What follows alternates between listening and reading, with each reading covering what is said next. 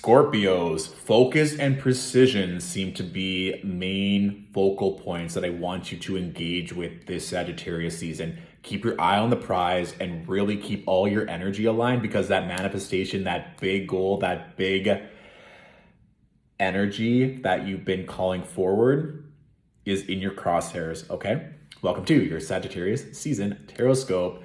Scorpios, I trust you had a beautiful birthday season. I know it was very intense. The fixed signs, Scorpio, Taurus, Aquarius, and Leo, have been going through a lot this year, and it all kind of climaxed during Scorpio season. And so all of us were navigating these energies while really reflecting and having to move through some intense energy. So we made it.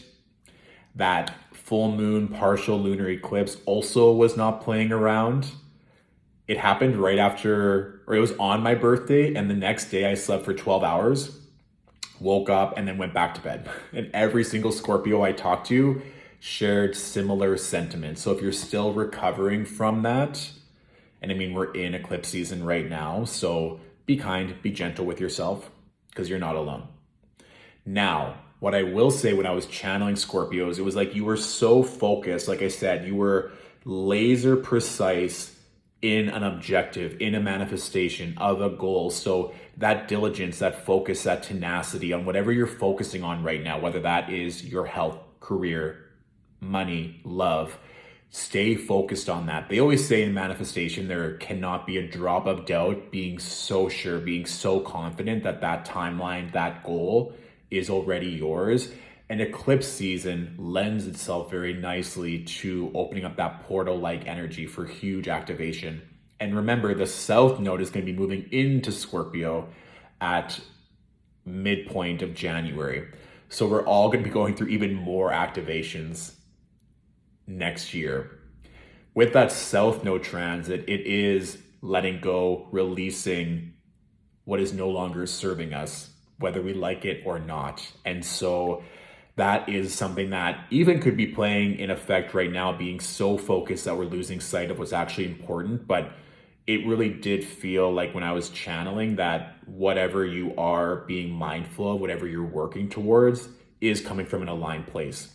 If you can tell there's maybe ego or scarcity, or it's not aligned, don't obsess over it, don't worry about it, because it'll get taken away if it's not going to serve us next year, trust me. And not to scare anyone, but those South Node transits have a very beautiful way of releasing and taking from us what isn't going to be helping us moving forward, okay? Inner child work was coming through a lot, or connecting with children. I just saw this figure of a child holding a stuffed animal with their finger in their mouth. So also nurturing yourself, taking that time to relax, to rest, to sleep. There's still a lot of energy that's moving around, like I said, with the eclipses. So taking that time. I know personally I've been doing a lot of work in the dream realm, and a lot of things from my childhood have been coming through in my dreams. And that makes sense with Mercury and Scorpio making a trine to Neptune. Mars is still in Scorpio making a trine to Neptune. Neptune can represent that spiritual aspect of ourselves. So don't neglect sleep, don't neglect rest, because a lot of work is being done in that realm right now, okay? Moving to the cards, I'm using the Steel Wizard Tarot deck as opposed to the traditional Rider-Waite, because this deck just called to me and has very cool symbols that connect with Sagittarius energy. And there's even additional cards, both minor and major arcana, in this deck that have been coming through for different signs, which is cool how they manifest in those settings. So we have the 10 of Cups with the Magician and the 7 of Cups. So I mean, this is almost literal translation of being focused on whatever that big goal is. 10 of Cups, this bliss, this happiness, a relationship, even a marriage for some of you, or just cultivating a more aligned, stable life for yourself and your loved ones. And the Magician representing manifestation, being very aware that during eclipses, there's a lot of energy that's happening. There's a lot of different opinions on whether or not you should manifest during eclipses. That's a conversation for a different time. But of course, you're manifesting every single day. The goals and the dreams that you have aren't just going to be stopped during an eclipse. and just really paying attention to, and I mean, you can even see in this card as well, that they're holding a new child. So some of you might feel like you're wanting to bring forth a child or an additional child, or just birthing something new. And what is that something new? That is the time now that you've had over Scorpio season, your solar return. What new energy are you wanting to bring in? And some of you might still be deciding with that Seven of Cups energy and really assessing where in your life you want to put forth this energy, and where certain things are maybe hitting a dead end or not actually serving you. And that was what I was talking about before, right? When we have that South Node move into Scorpio starting January, I think it'll be more and more clear what parts of our life are not serving us right now, or the input isn't directly correlated to the output. So for right now, ideally, focusing on stability and safety for your family, your home, and the relationships that you're cultivating. And from a more basic vantage point, putting energy into things that are making you happy, Scorpio, and cultivating that, and knowing that when we're in that safe and secure place, the magic that we can yield and manifest from will be a lot stronger. And in the positive manifestation of the Seven of Cups, you have so many different options that you just get to choose from, and they're all blessings. Multiple lovers, multiple opportunities, multiple leisure endeavors. So that can really be a place where I want you to envision yourself in, of just having all the choice and all the options that are all blessings moving forward. Yeah, lots of cups, water, emotions. And so being very cognizant of your emotional well-being. We just went through a very emotionally intense Scorpio season where a lot of things are in flux. So you might just be coming back down and creating a stable environment for you to manifest from, for you to be in that space where you can create moving forward into Sagittarius season.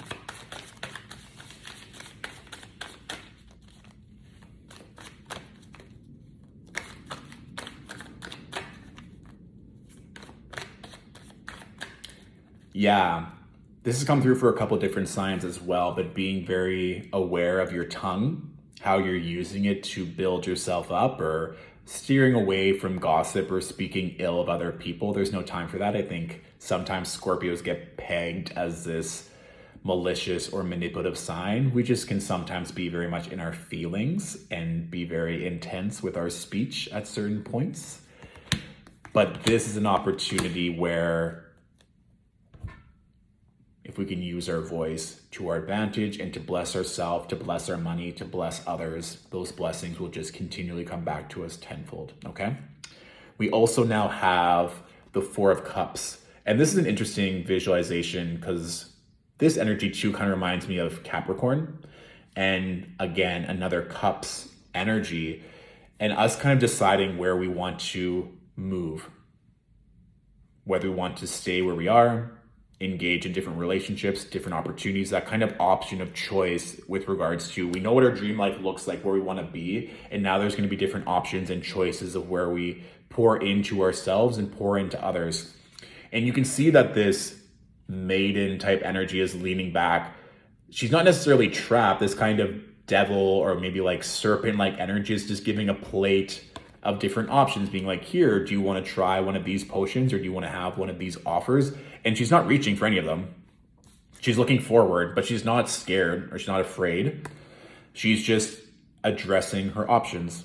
And even speaking of that Capricorn energy, remember Venus is in Capricorn. She'll station retrograde at the end of Sagittarius season, where she'll be retrograde until the end of January. So some of us maybe just be really reevaluating what stability we need in our emotional well-being, in our relationships moving forward.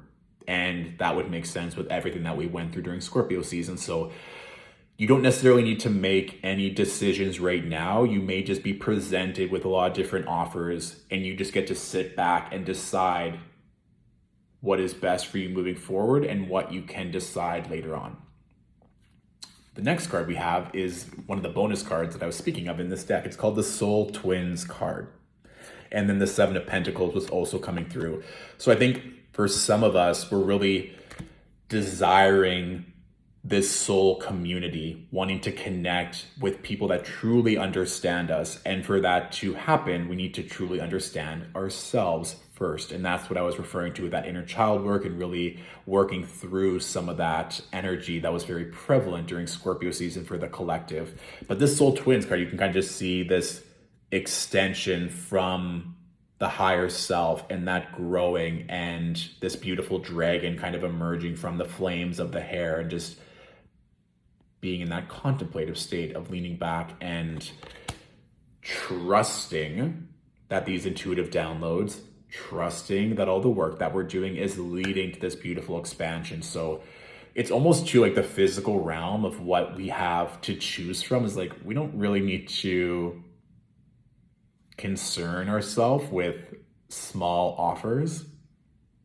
in every sense of those words, because we're coming from a place of divine alignment, this higher self, this expansion that is calling us to be patient.